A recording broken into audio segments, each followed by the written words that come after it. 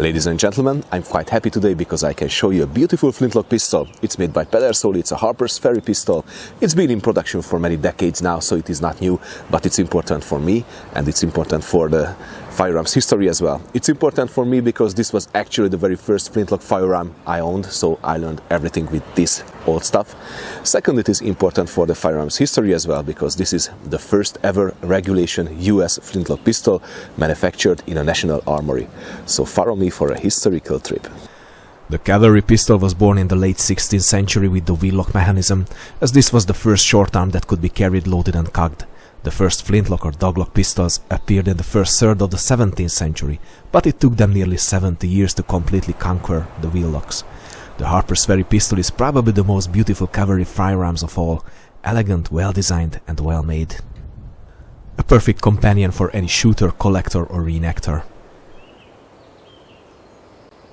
Flintlock pistols were primary military arms. A cavalryman carried two, a brace or pair, on the saddle holsters, but in fact they found their way to the frontiers as well, so they played an important part in building the United States as well. Well, there are very little known of their actual use, and usually we see many information notices in original papers about how they used the muskets or rifles, but very few about the pistols, which does not mean it was not important. It is quite important to understand what kind of flintlock pistols they used on the frontiers. First of all, they used regulation pistols. Regulation pistols were manufactured in Europe, or they were copies of European pistols manufactured in the US. The first ever regulation military pistol to be produced in the United States, upon a central government order, was the North and Cheney pistol, or the model 1799 pistol, which was actually the copy of the French 1777 pistol. You can check my video about this pistol, it's fun to shoot it, but the very first pistol designed and manufactured in a national armory was the 1805 Harper's Ferry flintlock pistol.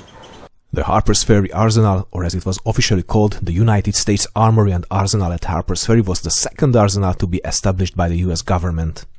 The first arsenal was raised in Springfield, the second at the beautiful confluence of the Shenandoah and Potomac rivers.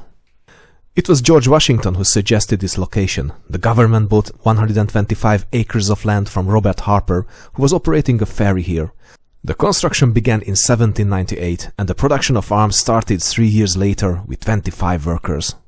The first inspector of the arsenal was a well-known firearms maker, Joseph Perkin, who was born in England and learned the firearms making in Birmingham.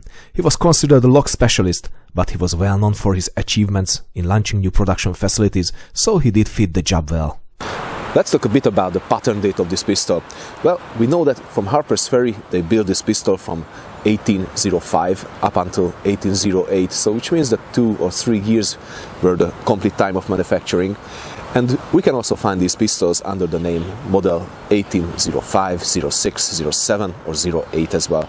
It does not matter how we call it, it is still the same pistol because nothing was changed regarding the pattern.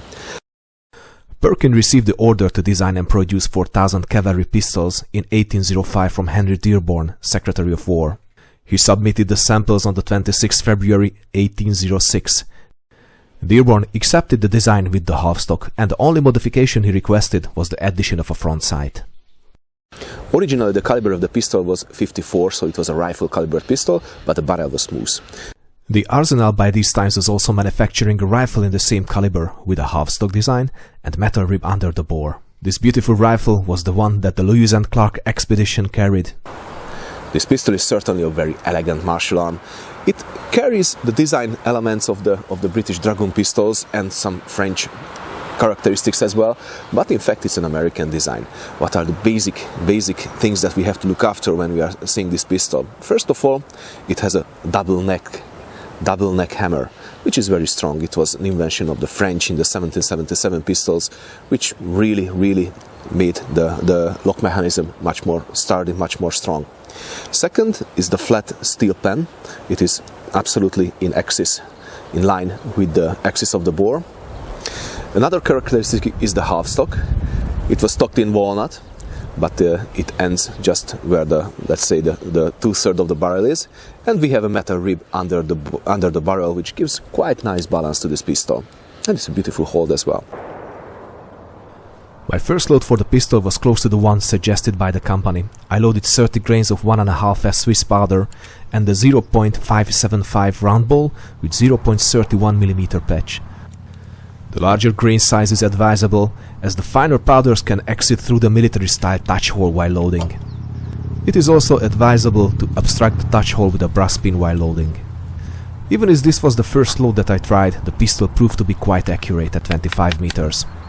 And I'm pretty sure that the real limit of the accuracy here is not the bore or the bullet or the charge, but the lack of the rear sight.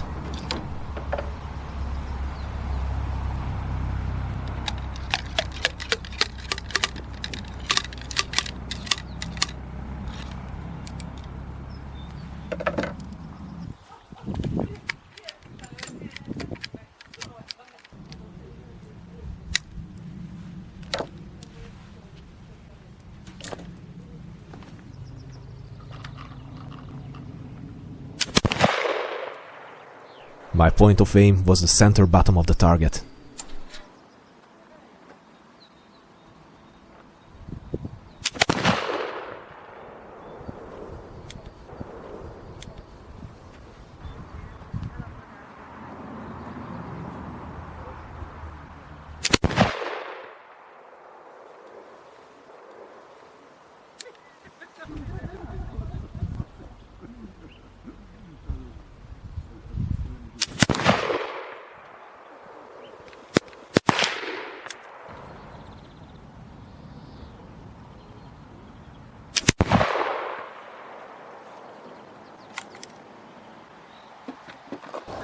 The pistols manufactured in the Harper's Ferry arsenal has the patent date printed on it, the US letters, and of course the United States eagle with spreaded wings.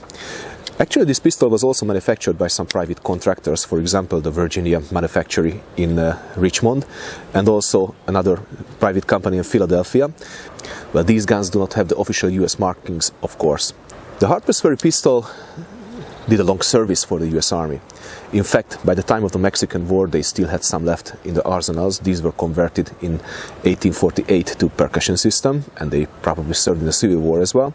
But also these pistols found their way to the frontiers because the caliber was large, the bore was good, the balance was right, and it was a sturdy, strong pistol, a reliable gun, so it made a good use as a last line of defense for the frontiersmen as well.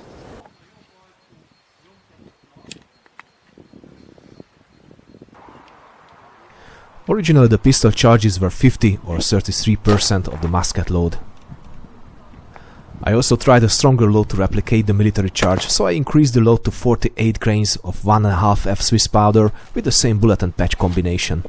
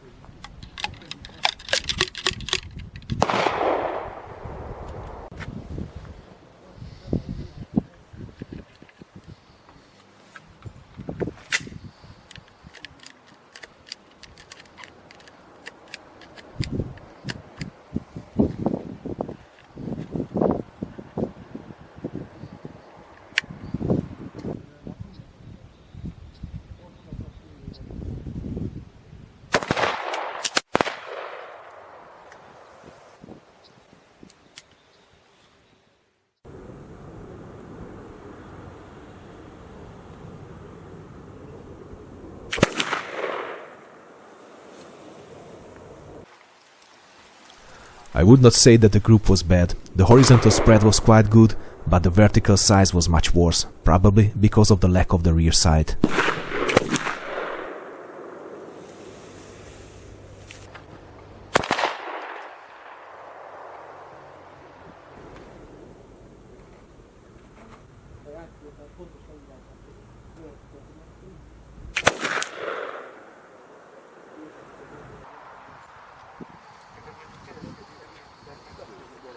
The Pedersoli repro is a faithful copy of the original, with only one exception: it is the barrel. The caliber of this bore is 58 caliber and it's rifled with 7 grooves and a 1 48-inch twist rate.